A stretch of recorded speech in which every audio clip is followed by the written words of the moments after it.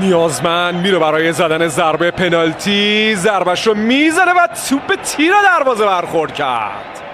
چراغ اول روشن نشد. امیرحسین حسین زاده توپشو به پاشنه تیر زد و پنالتی اول از دست میره برای تراکتور. ببینیم در کنانی زادگان میزنه و توپ رو در درون دروازه قرار داد. گل اول برای پرسپولیس به ثمر میرسه و شادی کنانی زادگان. ضربش رو میزنه دانیال اسماعیلی فر و میگیره پیام نیازمند. ضربه او و توی دروازه یکی از چراغا رو بالاخره روشن میکنه. بعد دو پنالتی ظاهر کاظمینی تراکتور رو به گل میرسونه. حالا اگه بتونه بیرانوند بگیره پنالتی رو برابر میشه. ضربه‌ش رو میزنه کاظمیان و خلاف جهت توی دروازه. گل بعدی برای پرسپولیس. یکی پیش پرسپولیس. ضربه‌ش رو میزنه خامرو بکوف و توی دروازه. گل بعدی.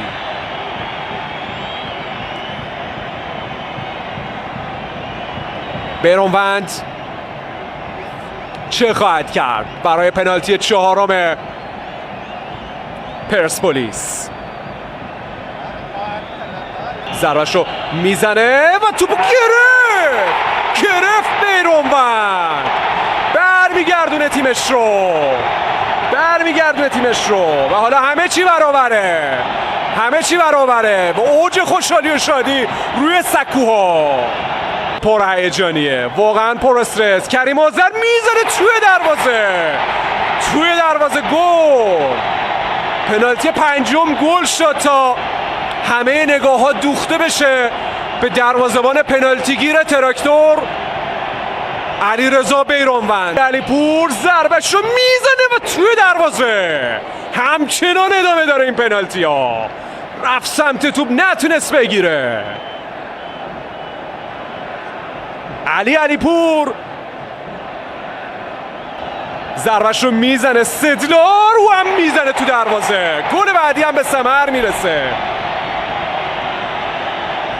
ببینید چه خبره در ورزشگاه و قطعا چه خبره در پنالتی آخره یا نه. فرشاد احمدزاده میزنه توی دروازه. گل بعدی هم به ثمر میرسه.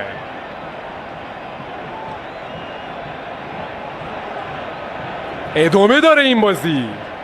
ادامه داره پنالتی ها. ضربه فرشاد فرجی گرفت توپ رو. گرفت تا شاید ضربه بعدی ضربه نهایی باشه. این مساف ضربه رو میزنه و گرفت. بازم این پنالتی ها ادامه داره. آقا چه بازی خداییش. بیرانوند پنالتی عمری رو گرفت. ضربه‌شو میزنه توی دروازه. زیرتاقی زد. همچین ضربه‌ای که میتونه سر حال بیاره، سر روحیه بیاره بازیکناشو، تیمشو. اوج هیجان دیگه، ته استرس برای فوتبالیا هواداره دو تیم. چه پنالتی زد شجاع. خواهد کرد ضربه رو میزنه خلاف جهت و بازم گل.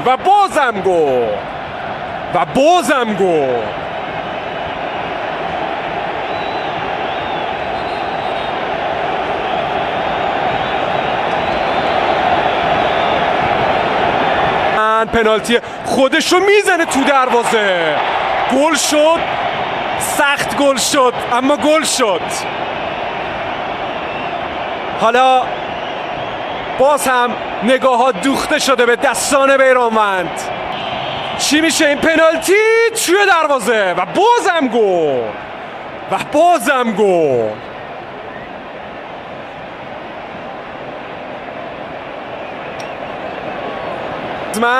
بیرانوند میزنه توی دروازه. گل برای بیرانوند و تراکتور.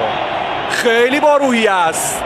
نیازمند ضربه پنالتی رو چه خواهد توی دروازه. نیازمند نمالی میزنه. از سر باید بگیریم پنالتی ها رو. امیرحسین حسین زاده ضربش رو میزنه، اینو گل میکنه. با جون و دل داره خوشحالی میکنه. براش مهم بود این پنالتیه. حالا بیرانوند کنانی زادگان میزنه و